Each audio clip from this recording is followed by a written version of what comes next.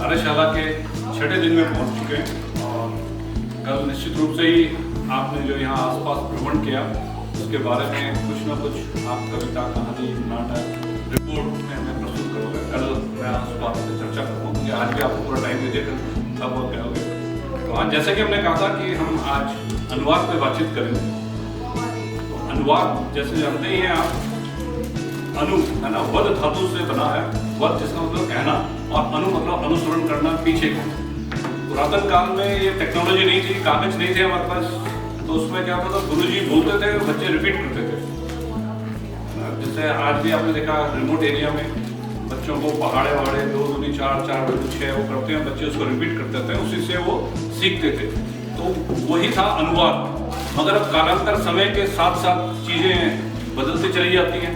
तो अब क्या हो गया कि एक भाषा से दूसरी भाषा में अपने विचारों को ले जाना अनुवाद हो गया। एक भाषा होगी आपकी स्रोत भाषा जिसमें लिखा जाएगा और एक होगी लक्ष्य भाषा। तो लक्ष्य भाषा वो भाषा जिसमें आप अनुवाद कर रहे हो। जैसे आजकल कार्यालयों में, सरकार में ज़्यादातर क्या होता है, हिंदी मतलब अंग्रेजी से हम हिंदी में करते हैं। अंग्रेजी का हमें मटेरियल मिलता है ताकि पूरे भारत में हमारी बातचीत पहुँच जाए। हमारा अध्यादेश हो, हमारा कोई नया नियम हो, तो उसको दोनों बाइलिंगुअल, भारत सरकार में जो है सब चीज़ बाइलिंगुअल है, तो उसके लिए अनुवादकों की बहुत आवश्यकता भी है। इसलिए आपका बड़ा भविष्य उज्जवल है। और खासकर आप लोग जो बहुभाषी हैं, क्योंकि उदाहरण के लिए केरल से आए तो ये मलयालम भी जानते हैं, अंग्रेजी भी जानते हैं, हिंदी भी जानते हैं, तो ये ट्राइलिंगुअल हो गए। तो इनको इनके पास ज़्यादा चीज़ें हैं बनस्पत की हमारे कि हमें हिंदी अंग्रेजी का सामान्य ज्ञान हो। इसके लिए आपको ये ध्यान रखना है कि आपको स्रोत भाषा है, यहाँ जैसे हम उदाहरण दें अंग्रेजी और लक्ष्य भाषा वाली हिंदी है, अमूमन था इसी का कल सरकारी कार्यालय में हो रहा है। तो इन दोनों भाषाओं को आपको अच्छी तरह से जानना चाहिए, अच्छी तरह से ज्ञान होना चाहिए। इनके मुहावरे, इनकी लोकोक्तियाँ, इनके प्रतीक, ये सारी चीज़ें आपको जाननी चाहिए। और साथ ही आपको पूरा प्रयास करना होगा दूसरी भाषा में भी हमें वो मिल जाए। लगभग आसपास के मिलेंगे, एग्जैक्ट कई बार नहीं मिलती आपको चीज़ें। उसका एक बड़ा कारण ये भी है, वैसे हम बहुत कहते हैं कि भी अंग्रेजी में शब्द कम है, हमारी हिंदी में ज़्यादा है, मगर ऐसा कोई नहीं है। हमने उतनी अंग्रेजी पढ़ी नहीं होती। जैसे अभी बीच में आ रहा था कि पाँव के लिए चरण, पाँव, पद, वो कहते हैं अंग्रेजी में कितने लगे हैं, ऐसा नहीं है।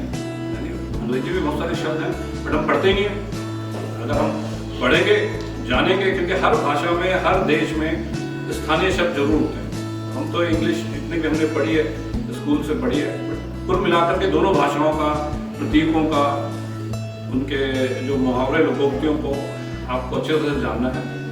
आपको अच्छी तरह से उसकी जानकारी होनी चाहिए, तभी हम एक सफल अनुवादक बन सकते हैं। और ऐसा कहा भी जाता है कि जो एक अच्छा अनुवादक होता है वो अच्छा तबला वादक होता है। तबला वादक मतलब ये नहीं, जैसे कोई भी गाना वाना गाता है तो उसका तबला बजता है ना, अगर जरा से भी तबले की रिदम टूटती है तो क्या होता है, वो गाना नहीं गा पाता या फिर इंस्ट्रूमेंट बजा रहा है वो ढंग नहीं बेसिक। तो इसे आपको जो है बिल्कुल संतुलन बिठा के रखना है कि दोनों के साथ, भाषाओं के साथ हम न्याय करें। और साथ ही कई बार ये होता है कि हमें हिंदी का बहुत अच्छा ज्ञान है, अंग्रेजी हम पढ़ रहे हैं, तो उसको हम इतना हाईलाइट कर लेते हैं कि वो जो मूल में जो कहना चाहता है वो नहीं कह पाता। अपनी भाषा को उसी में रखिए, पात्र जो है वहीं रखिए जो अंग्रेजी में जिस संबंध में उसने कहा है, जितना आपने समझा है, कि आपके विचार जो है उसी तरह चले जाएं। ये ना हो कि वो आपकी अपनी रचना बन जाए। क्योंकि पाठ जो है, खासकर कवि और जो लेखक है, तो उसको पूरी कोशिश करनी चाहिए कि जो मूल भाषा है उसके अंदर या लेखक के मन में बैठने का प्रयास करें कि लेखक ने क्या सोच के लिखा होगा, ताकि वो स्रोत भाषा में या लक्ष्य भाषा में उसको उसी तरह से करें। तो अब मैं ज़्यादा कुछ ना कहता भी, आपके प्रश्न आएंगे, उनका समय समय पे हम जवाब देंगे। तो किसी ने कोई अनुदित अपनी कविता, कहानी कुछ लेके आया होगा कि मतलब आपकी तमिल में हो, उसको आपने हिंदी में किया हो? चलिए कोई नहीं, आप प्रश्न कीजिए, है ना, फिर यहाँ से सब आपको उत्तर देंगे। हाँ, किस भाषा में थी आपकी?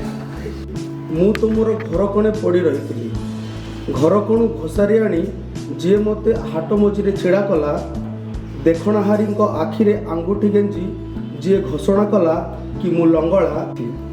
उस कोने से घसीट कर जो मुझे बीच बाजार में खड़ा किया, देखने वालों की आंखों में उंगली डालकर जो घोषणा किया कि मैं नंगा हूँ। लेकिन उन्होंने बहुत अच्छा अनुवाद किया और लिंग परिवर्तन में भी थोड़ा दिक्कत आती है, लेकिन हिंदी वाले से अगर बात करके वो किया जाएगा तो बहुत पूरा का पूरा बहुत अच्छा अनुभव है। इसके पीछे, इस अनुवाद के पीछे भी जो चीज़ है कि जो कविता मूल कविता है और उसकी जो मूल भाव है उस कविता में, वो अपने आप में बड़े सशक्त हैं। एक स्त्री का, उसके हर भाव का, उसकी हर दशा का लोग जो है फ़ायदा उठाते हैं और बाद में वो आगे बढ़ जाते हैं, उनका अपना नाम हो जाता है, इसके पीछे ये भाव है। लेकिन वो स्त्री वहीं की वहीं रहती है, खासतौर से दलित स्त्री हो, जिसका उन्होंने जिक्र किया, दलित। तो दलित, दमित, जो नीचे तबके के, जो गरीब तबके के लोग हैं, उनकी स्थिति सुधरने में नहीं आती है। उनके नाम पे लोग जो है अपनी कमाई करते हैं और धंधा करते हैं। अनुवाद में दो चार चीज़ें बहुत ध्यान रखने लायक होती हैं। जैसे अनुवाद क्या करता है कि दो भाषाओं के अंदर एक सेतु का काम करता है। कि हमारे बटालिया जी ने बहुत अच्छी तरीके से बताया कि अनुवाद का व्यावसायिक जो पक्ष है वो क्या है और कैसे होना चाहिए।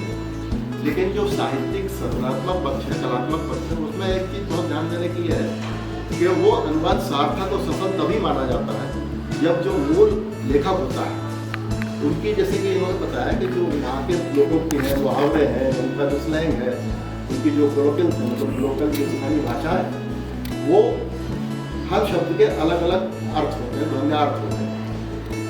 दूसरी भाषा में जो आप लक्ष्य भाषा में जब उनका अनुवाद करते हैं तो उन चीज़ों को ध्यान में रखते हुए और उसकी सृजनात्मकता नष्ट ना हो, क्योंकि अनुवाद को ये कहा जाता है कि वो पुनर्सृजन, रिक्रिएशन। और अच्छा अनुवाद अगर नहीं होगा तो लोग पढ़ेंगे नहीं, उसको अच्छा नहीं लगेगा, तो कहेंगे बिल्कुल बेकार की।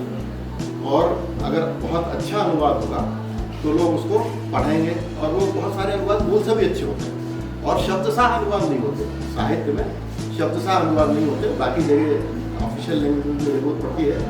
साहित्य में उसका जो भाव होता है और जो कथ्य होता है, कंटेंट जो होता है, उन चीज़ों को लेते हुए वो चीज़ें प्रस्तुत की जाती हैं उस तरीके से।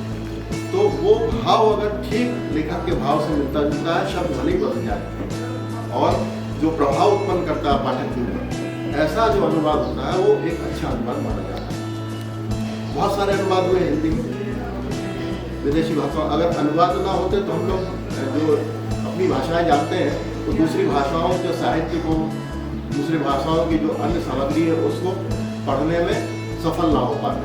तो ये अनुवाद के ही दम पे है कि हम पूरे विश्व साहित्य को और अपने देश की तमाम भाषाओं के साहित्य को अपने तक पहुंचा पाए हैं। तो ये इसमें सरकारी प्रयास और संस्थानिक प्रयास और कुछ व्यक्तिगत प्रयास महत्वपूर्ण है। सरकार का इसमें बड़ा भारी योगदान है, ये आपको मानना पड़ेगा। क्योंकि अगर सरकार की अकादमी ना होती, सरकार के मंत्रालय ना होते, सरकार में अनुवादक ना होते तो वो अनुवाद हम तक ना पहुँच पाते। चंद एक लेखक है जो व्यक्तिगत तौर पर उन्होंने काम किया है, कुछ संस्थाएं हैं जिन्होंने ये काम किया है, तो वो सारी चीज़ें हम तक जो पहुँच रही हैं। जैसे हमारे देश में तमिल की चीज़ हिंदी में, हम तमिल तो नहीं जानते, मलयालम नहीं जानते, वो चीज़ें हिंदी में आ रही हैं। हिंदी की चीज़ तमिल और मलयालम में जा रही है, उड़िया की हिंदी में आ रही है, हिंदी से मलयालम में जा रही है। इस तरीके से इवन नेपाली चीज़ें हमारे पास आ रही हैं। तो ये सारे जो अनुवाद हैं, इन अनुवादों से हम लोग बड़े लाभान्वित हुए और हमारी अपनी जो जड़ता है, हमारी अपनी सोच है, हमारी अपनी जो समझ है, उसमें विकास हुआ है, उसमें हमारे अनुभव भी समृद्ध हुए। तो इसलिए अनुवाद को हमें ये मानकर चलना चाहिए कि बहुत बड़ा एक जो है वो महत्वपूर्ण काम है। वो मतलब जो मूल रचना होती है और जो मूल लेखक होते हैं वो लिखते हैं तो उनको बड़ी मान्यता मिलती है, लेकिन अनुवादक को मान्यता नहीं मिल पाती। अनुवादक एक व्यवसाय के तौर पर इसको काम करते हैं। तो वो अनुवादक अगर अच्छा अनुवादक है तो उसको उतनी ही मान्यता मिलनी चाहिए जितनी कि उसको मूल लेखक को मिली। तो इस दिशा में प्रयत्न होना चाहिए। जब तक अनुवादकों को हम उनकी श्रेष्ठता का ध्यान रखते हुए उनको महत्व नहीं देंगे, तब तक अच्छे अनुवाद भी नहीं मिल पाएंगे। ऐसे साहित्य में एक अनुवाद मैंने पढ़ा था, एक उपन्यास का, अमृत राय ने किया था। अमृत राय प्रेमचंद के बेटे थे। तो इतना बढ़िया अनुवाद था कि मूल से ज़्यादा अच्छा हो गया। अंग्रेजी का अनुवाद था उपन्यास का, बहुत मूल से ज़्यादा अच्छा। तो ऐसे हमारे यहाँ कुछ ही अनुवादक हैं। बाकी अनुवाद जो शब्दशाह अनुवाद करते हैं वो अनुवाद बहुत लोकप्रिय नहीं हो पाते, हम पढ़ना छोड़ देते हैं। जैसे बहुत सारे रशियन किताबों के, रूसी भाषा के अनुवाद हमारे यहाँ हुए, लेकिन वो सब बहुत अच्छे नहीं हुए। कुछ ही लोगों ने बहुत अच्छे अनुवाद किए और वो अनुवाद बड़े लोकप्रिय हुए। जैसे अन्ना कैरेनिना का अनुवाद हुआ, बहुत अच्छा अनुवाद नहीं पाया गया कहीं पे, लेकिन चेखोव की कहानियों के बहुत अच्छे अनुवाद हुए। इस तरीके से बहुत सारे अनुवाद हैं जो अच्छे हुए। कुछ राजेंद्र यादव ने भी एक दो अनुवाद किए और शिवदान सिंह चौहान बहुत अनुवाद करते थे रशियन से। तो कुछ अनुवादक ऐसे हैं जो बहुत अच्छे अनुवाद करते हैं। हमारे यहाँ अभी भी हिंदी में कई ऐसे अनुवादक हैं जो अंग्रेजी से हिंदी में बहुत अच्छे अनुवाद करते हैं। कविताओं के मंगलेश गुरबाज ने बहुत अच्छे अनुवाद किए और असद यदि ने अनुवाद किए। तो इस तरीके से कई लोग हैं जिन्होंने बहुत अच्छे अनुवाद किए हैं। तो अनुवाद की मूल भावना यही है कि मूल जो रचना है उसकी भावना का नष्ट ना हो, क्षय ना हो और वो अधिक प्रभाव उत्पादक ढंग से पाठक के पास पहुँचे ताकि पाठक जो है उससे अपने आप को संतुष्ट महसूस करें, लाभान्वित महसूस करते हैं और अपने आप को समृद्ध करते हैं। कि अगर आप ये नवोदित शिविर है और नवलेखक शिविर में जो बच्चे भाग ले रहे हैं बाहर से आए और लेखक बनना चाहते हैं किसी भी विधा में, कि चाहे वो कविता हो, कहानी हो, अगर लिखना चाहते हो तो अन्य प्रांतों की कविताएं और कहानी पढ़ना चाहिए जो अनुवादित हो चुकी है। जैसे कि हम टागोर की कविता पढ़ सकते हैं, शोभा डे जो बहुत सारा लिखी है, तस्लीमा नसरीन है। उर्दू में चाहे तो ये शहादत हसन मंटो या असमत चुगताई है। गुजरात में जाए तो फाजिल उजा वैद, शरीफा में बिगड़ी वाला, वर्षा अडालजा, वर्षा पाठक, ये सब लेखकों ये सब राइटर है, उनकी कहानी कविता पढ़ सकते हैं। और उड़िया में जाए तो मनोज दास है, मैं जानती हूँ बहुत सारा मैंने पढ़ा भी है। तो इस तरह से अनुवादित जो ग्रंथ है सब पढ़ सकते हैं और इस तरह से अपने आप में इम्प्रूव कर सकते हैं लिखावट में। यही मैं कहना चाहूँगी, बाकी तो सर ने बहुत सारा कविता सुनाई तो एकदम देखिए हमें उससे क्या पता चलता है। उड़िया में जो कविता लिखती है या जो साहित्य लिखा जाता है वो कितना, वो जो मानवीय मूल या मानवीय संवेदना को लिखने वाली है, वो जो दूसरी भाषाओं में ऐसी कविताएं ऐसी रचनाएं लिखती होंगी तो हम पहचान पाते हैं देश के इस अमुक हिस्से में, अमुक प्रांत में जो साहित्य लिखा जाता है वो हमारी संवेदना से के निकट है। यही उससे अनुवाद का सबसे बड़ा महत्वपूर्ण कार्य वो है। और जैसे संजय ने बताया वो जो वध जो है कहना है, इसमें बीच में एक शब्द है वाद, जो कही हुई बात है। उस कही हुई बात को जब हम पुनर्संप्रेषण करते हैं तो किसी भी विधा के माध्यम से वो अनुवाद के इसमें जब आप करते हैं तो 3 बातों को ध्यान देना आवश्यक है। ये जो खंबे ने वो जो करके हम उसका अनुवाद नहीं कर सकते, लेकिन अनुवाद करने के बाद जो ड्राफ्ट करेंगे, ड्राफ्ट के बाद आपको देखना पड़ेगा इन 3 बातों का समावेश उसमें है कि नहीं। इन 3 बातों में सबसे प्रमुख है संदेश। पहला तो संदेश है। संदेश क्या वही मतलब है जो कही हुई बात है वो संदेश है। वो सही प्रकार अपने अनुवाद में आया कि नहीं वो पहली बात है। वो सबसे महत्वपूर्ण विषय है। जो कहा है उसे उसका आशय नष्ट न करके उसे उसी प्रकार अपने लक्ष्य भाषा में 2 लैंग्वेज होते हैं, आप जानते हैं, सोर्स लैंग्वेज और टारगेट लैंग्वेज होते हैं। जो लक्ष्य भाषा उसमें हम अनुवाद करते हैं, स्रोत भाषा जो है उससे हम अनुवाद के लिए सामग्री चुन लेते हैं। और स्रोत भाषा का जो संदेश है उसे लक्ष्य भाषा में उसी प्रकार या आशय बस आशय को पहुंचा दिया तो पहला जो चरण है वो समाप्त हो गया। जैसे संजय ने बताया उसमें जो मुहावरे होते हैं, जो लोकोक्तियां होती हैं, समतुल्य हमें ढूंढना चाहिए। वो तुल्यता नहीं बल्कि समतुल्य ढूंढना चाहिए, क्योंकि उसके समान, क्योंकि कहीं कहीं जो भावनाएं हैं वही भावना तो सब कहीं होती है, लेकिन जो मुहावरे का प्रयोग होते हैं उसी समतुल्य मुहावरा में कहीं होता है तो उसे निकटवर्ती कई प्रकार के अनुवाद होते हैं। लेकिन जिस अनुवाद को हम चुन लेना चाहते हैं उस छाया अनुवाद होता है, उस अनुवाद के जरिए हम करना ही करते हैं 3 बातें जो मैंने कहा उसी पर ध्यान देना। संदेश वो उसी के प्रकार करें। लक्ष्य भाषा और स्रोत भाषा में कोई फर्क नहीं पड़ता, लेकिन बाकी दोनों बातें जो प्रकृति और विन्यास है यानी संरचना और जो शैली है वो लक्ष्य भाषा की ही होनी चाहिए, तब वो अनुवाद महत्वपूर्ण साबित होगा। से कहा भी गया है। मेरी पहली बात जो है वह छाया दोष। ये छाया दोष है क्या? 1961-62 में एक अनुवाद आया भारत वेद आचार्य कैलाशनाथ ओझा का, और पुस्तकें थी रविंद्रनाथ ठाकुर की। 3 साथी 4 अध्याय और राजर्षि, उसमें उन्होंने जिक्र किया छाया दोष। ये छाया दोष है कि जब हम एक भाषा से दूसरी भाषा में जाने लगते हैं तो 2 ही भाषाएं हैं, तीसरी भाषा का जिक्र बेईमानी है। स्रोत और लक्ष्य, मैं यहाँ जब आया तो पड़ गया फेर में, जब उन्होंने स्रोत शब्द का उच्चारण किया, मैं स्रोत समझ लिया, उन्होंने कहा स्रोत और मैंने समझा स्रोत। ये 2 शब्द जो हैं अलग अलग अर्थ रखते हैं। स्रोत का अर्थ सोर्स से है, ओरिजिन से है, और एक स्रोत जो है वह सुनने से संबंध रखता है, श्रवण से संबंध रखता है।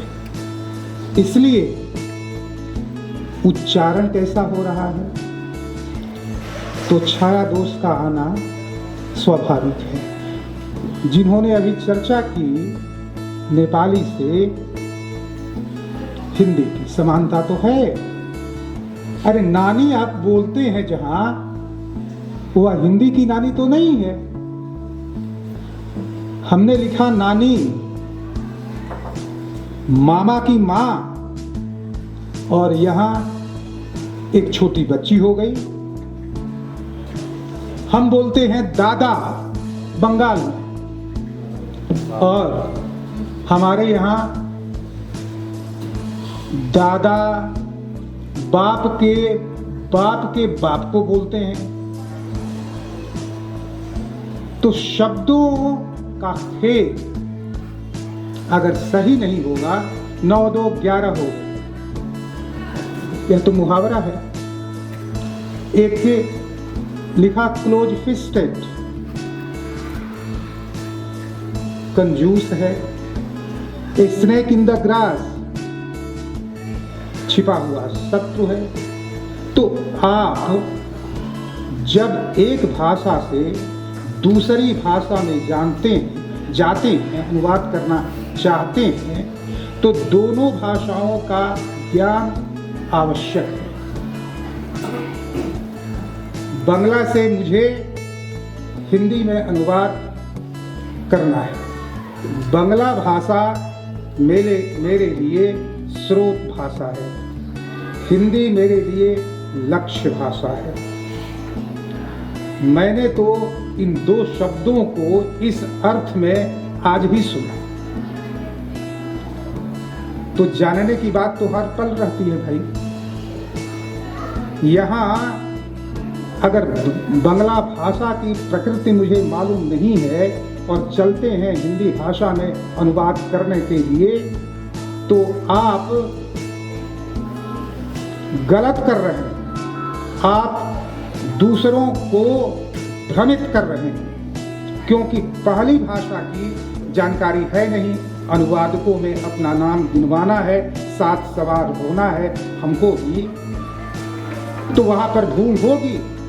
और वह 100% का तो सवाल ही नहीं उत्पन्न होता है।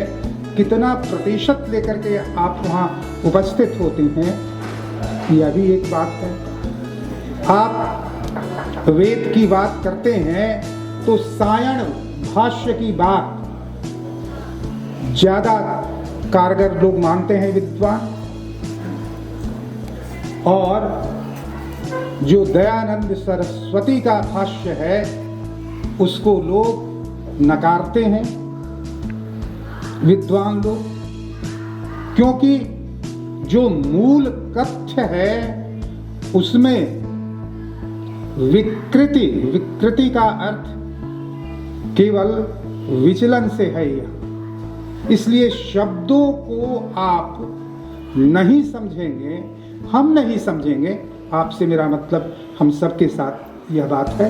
तो एक भाषा से दूसरी भाषा में जाने के लिए हमें कहीं न कहीं एक अंतर जो लाते हैं वह हमारा अपना है।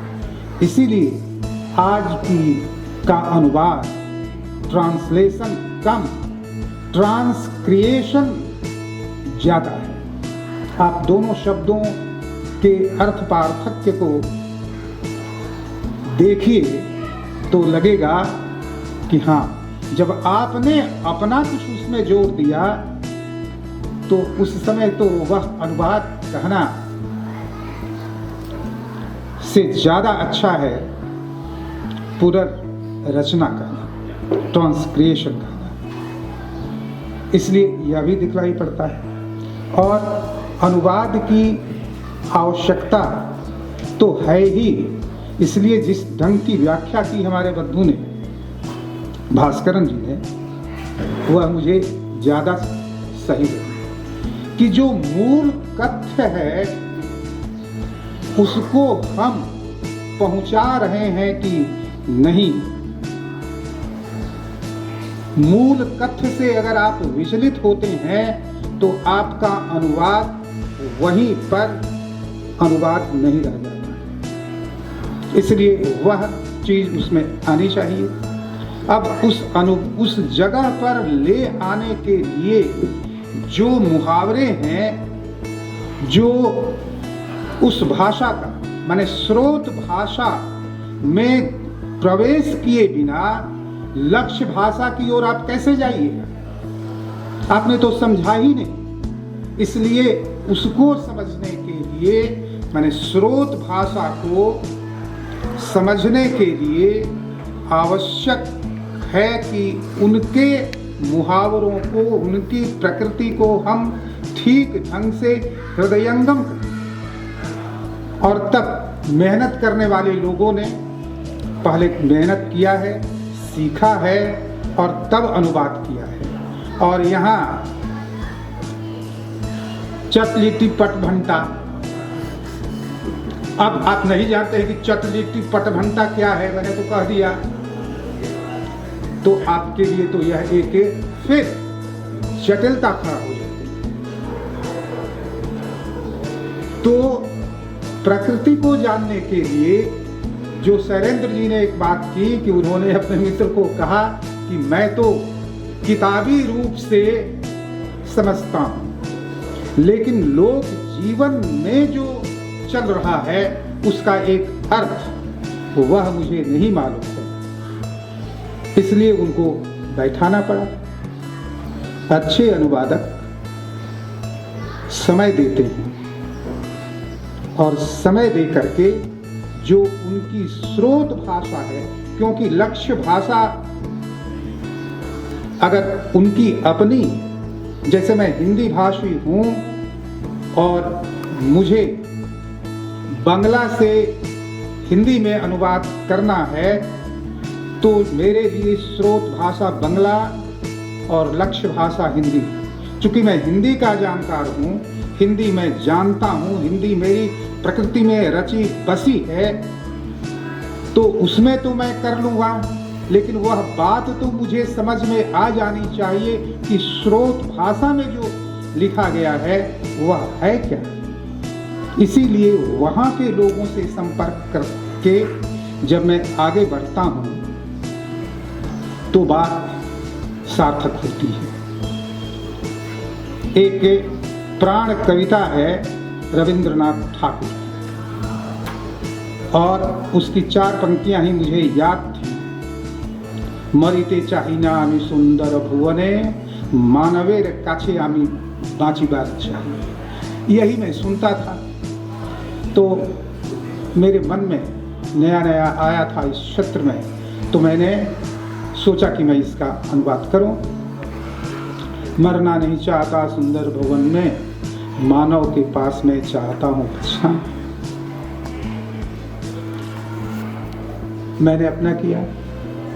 तो मेरे एक मित्र थे, वो अब नहीं रहे, चक्रवर्ती साहब, क्या नाम है उनका जी, जो गुजर गए अभी अभी, संजय चक्रवर्ती। संजय चक्रवर्ती ने कहा कि पूरे का अनुवाद करके दीजिए मुझे, मैं पूरे का अनुवाद करने चला तो मैंने सहायता ली डॉक्टर वीसी प्रसाद वीरेंद्र से। मैं जानता हूँ थोड़ी बहुत बढ़िया, लेकिन थोड़ा बहुत जानने से आप अनुवाद नहीं कर पाइएगा, उसके तह में नहीं जाइएगा। तो मुझे लगा कि नहीं, यह लयबद्ध तरीके से मैं इसका अनुवाद नहीं कर सकता हूँ। मैंने उसको छोड़ा और फिर दूसरे तरीके से उसका मैंने अनुवाद किया। और अनुवाद करने के समय यह जरूरी नहीं है कि एक पंक्ति है तो आप एक ही पंक्ति में उसका कर दें। 2 पंक्ति भी भावों को समाहित करने के लिए लग सकती हैं। इसलिए इस दोष से बचने के लिए मेहनत तो पहली शर्त है। इसलिए बिलालिया साहब ने जो कहा कि 2 भाषाएं जो हैं, स्रोत भाषा और लक्ष्य भाषा, मूलतः तो यही। अब यह आप नहीं जानते हैं स्रोत भाषा को, तो आप तरह तरह के साधनों से विभिन्न भाषाओं के जो अपने आप को अनुवादित करना चाहते हैं, उनके सामने कठिनाई आएगी। मलयालम भाषा नहीं जानते हैं हमारे बंधु, मलयालम से वह आना चाहते हैं नेपाली की वो ज्ञाता है, मलयालम की ज्ञाता तो है नहीं। तो जो उनका अनुवाद होगा, जैसे कहा बिलालिया साहब कि 100% कहाँ है, जिसने अंग्रेजी में किया वह तो कुछ और प्रतिशत लेकर के आया, और आपने अंग्रेजी से मिलान करना चाहा। तो चाहे हमारे चौहान साहब ने कहा हो या और कोई भी कहे, तो आज के समय में कोई भी अनुवाद जब हम करने चलते हैं तो हमारे सामने कठिनाई आती है। लेकिन मैंने कहा कि 7 सवारों में नाम गिनाना है। अगर हमें गिना नहीं जाएगा तो हमें कैसे कहा जाएगा कि मैं भी बुद्धिजीवी हूँ, मैं भी बंगला जानता हूँ, नेपाली जानता हूँ, हिंदी, भोजपुरी, संस्कृत जानता हूँ। जानते हैं थोड़ा बहुत आप, लेकिन अपने आप को अभी पूरा अभिव्यक्त करने के लिए समर्थ नहीं है।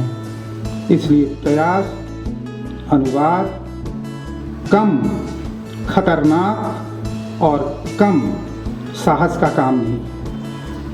इसलिए अनुवाद कीजिए, लेकिन उसके मूल की रक्षा करते हुए चलिए। और पूरा करना वही कर सकता है 100%, जैसे रविंद्रनाथ ठाकुर ने अपनी गीतांजलि का किया। गीतांजलि तो बंगला में है, लेकिन जिसे नोबेल पुरस्कार मिला हुआ तो अंग्रेजी में है। इसलिए असली अनुवाद शायद करना बहुत कठिन।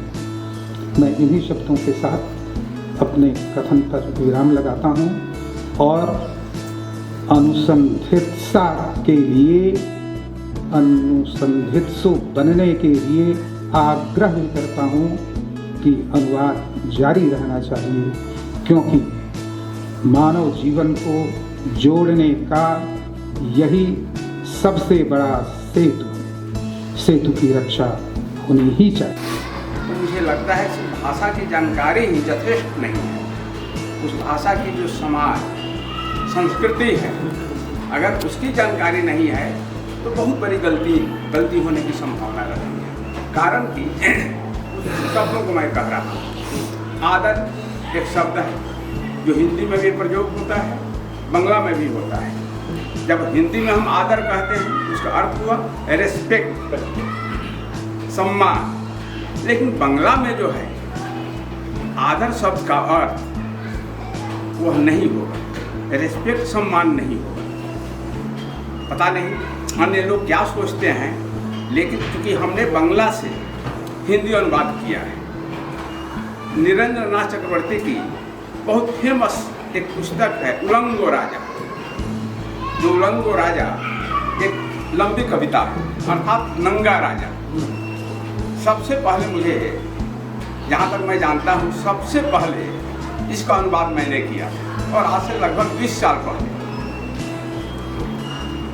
तो मैं जो बात कहना चाहता हूँ, जैसे आदर शब्द जो बंगला का है उसका अर्थ रिस्पेक्ट नहीं है। अगर उस समाज को नहीं जानेंगे, संस्कृति को नहीं जानेंगे तो यहाँ पर बड़ी गलती है। आदर शब्द का प्रयोग होता है खास करके, यह अत्यंत एक निजी संबंधों का द्योतक है। जैसे प्रेमी प्रेमिका जब एक दूसरे से गले मिलते हैं, चुंबन लेते हैं, या यहाँ तक कि सुहाग रात की क्रियाएं हैं, ये तमाम सब आदर के तहत आती हैं। समझे कि नहीं?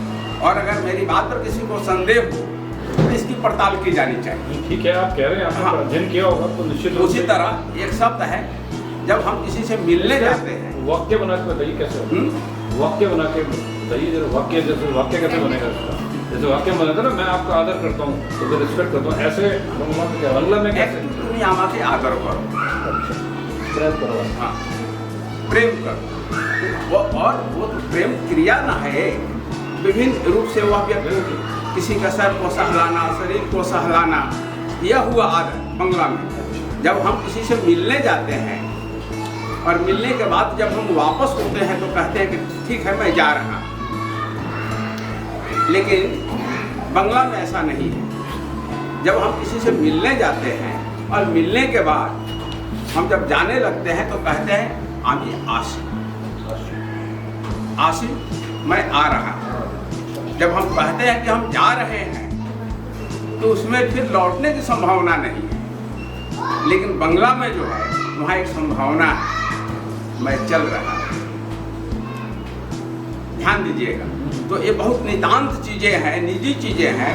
तो अगर उस समाज की, संस्कृति की अगर जानकारी नहीं है, उस परिवेश का अगर ज्ञान नहीं, और चूंकि मेरा सौभाग्य रहा है कि बंगाली परिवार में मेरा लालन पालन हुआ है या बंगाली परिवार में बड़ा हुआ हूँ। ठीक इसी प्रकार जैसे तो मराठी में जो दंड है ना, वो शिक्षा के लिए, हमारे यहाँ दंड पनिशमेंट है ना, तो उसमें भी वो अगर हम परिवेश बात करने के दौरान बंगला का कोई शब्द है आदर, और हम जो है रिस्पेक्ट के रूप में अगर उसको हम चिन्हित करेंगे या चित्रित करेंगे तो वहाँ गलती होगी। और हम देखते हैं कि आजकल जो अनुवाद हो रहे हैं बांग्ला से हिंदी वगैरह में, इस तरह की गलतियाँ अधिक हैं, इसलिए कि भाषा की जानकारी तो है लेकिन समाज की, संस्कृति और परिवेश की जानकारी हमें नहीं। लेकिन इससे पहले कहना आपको सर प्रति भौगोलिक परिस्थितियाँ सबकी जानकारी होनी चाहिए। सर बताया कि जब लौटते हैं तो मैं आ रहा हूँ ऐसे बोलते हैं, उड़िया में भी है सर, उड़िया की संस्कृति में भी जब लौटते हैं तो ये आ रहा हूँ, यही है, उड़िया में भी है यही चीज़। वो मैं जा रहा हूँ नहीं बोलते। तो वास्तव में डॉक्टर साहब ने जो बात कही है, आदर एक शब्द को लेकर, और ऐसे न जाने कितने शब्द हैं, तो वानगी के तौर पर उन्होंने आदर शब्द का को रखा हमारे सामने कि जो हम हिंदी में जानते हैं जिस आदर को, मैंने भी जो कहा कि दादा को जो हम जानते हैं अलग अलग क्षेत्रों में, नानी को जो हम जानते हैं अलग अलग क्षेत्रों में, तो हर भाषा तो अपनी संस्कृति के साथ चलती है, तो संस्कृति को हम एक दिन में नहीं समझ सकते हैं, इसीलिए बाहरी तत्वों का हम सहारा लेते हैं। इसीलिए छायानुवाद, छाया दोष की मैंने जो बात कही, जिसकी अवधारणा भारतविद कैलाशनाथ ओझा ने की थी किन्हीं दिनों, तो यह जो छाया दोष है, यह विभिन्न संस्कृतियों से विभिन्न संस्कृतियों में आने का दोष है, जो भाषा की प्रकृति को नियंत्रित करता है। इसलिए उस प्रकृति को जानने के लिए हमें अध्ययन के साथ साथ उस भाषा के साथ में जोड़ना पड़ेगा। मैंने कहा था कि मैं 50 वर्षों से अधिक वर्षों से रह रहा हूँ यहाँ, बंगला भाषियों से मिलता हूँ, लेकिन जब अनुवाद करने की बात आती है तो मैं उसमें अपने आप को अक्षम पाता हूँ। इसलिए इसलिए अक्षम पाता हूँ कि जानने के बाद भी जिस चीज़ को मैं हिंदी में कर सकता हूँ, क्योंकि हिंदी में खास करके भोजपुरी क्षेत्र का प्रभाव लिए जो हिंदी है उसको जो मैं जानता हूँ और उसको जिस ढंग से अभिव्यक्त कर सकता हूँ मैं अन्य किसी भाषा में नहीं कर सकता, इसलिए उसमें जाने का साहस नहीं करता हूँ। लेकिन जो लोग साहस दिखलाते हैं वह एक ही बार में पारंगत हो जाएंगे, यह भी तो संभव नहीं है, वह तो किसी भाषा में नहीं। इसलिए जो पहल की जा रही है और व्यावहारिक स्तर पर विरालिया जी ने जिन बातों को रखा, क्योंकि पूरे भारत में वह घूम रहे हैं और विभिन्न भाषाओं के साथ में लगे हुए हैं, 17-22 भाषाओं की बात करते रहे हैं, तो उनका जो एक ज्ञान है और उनकी एक जो समझ बनी है अनुवाद को लेकर के, हम लोगों में से कम लोगों को उस ढंग की जानकारी है। लेकिन मेरी अपनी जो सीमित एक जानकारी रही जिसके आधार पर मैंने आपसे चर्चा की और आगे भी करूँगा जब मुझे मौका मिलेगा, और इन्हीं शब्दों के साथ मैं चलना चाहूँगा। अगर और किसी का कोई मुझसे कोई प्रश्न हो तो आप करें, मैं आपसे बातचीत करने के लिए अपने को तैयार पाता हूँ।